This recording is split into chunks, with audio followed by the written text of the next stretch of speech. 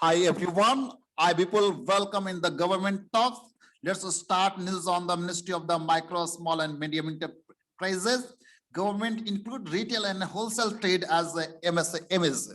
In today press release 22nd July 2021, Ministry of Micro, Small and Medium Enterprises Sri Narayan Rane in the written reply in the Lok Sabha today replied that from 2nd July 2021, the government has included retail and wholesale trade as MSMEs.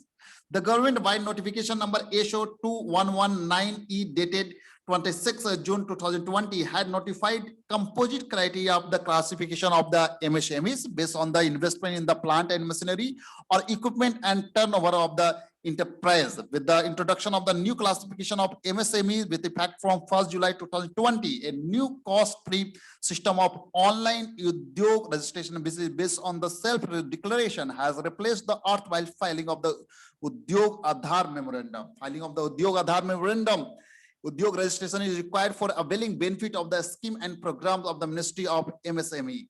The government has launched the credit guarantee scheme to the strengthen credit delivery system and facilitate the flow of the credit to the MSME sector without the hassle of the collector and third-party guarantee. Under the scheme, credit guarantee is given to the member lending institution MLI for loans up to 200 lakhs. As per the data received from the Credit Guarantee Fund Trust for Micro and Small Enterprises TMSAC Mumbai, there are 53 lakhs 86,739 numbers of the guarantee and rupees 2,72,007.42 crore amount of the guarantee approved under the credit guarantee scheme since inception.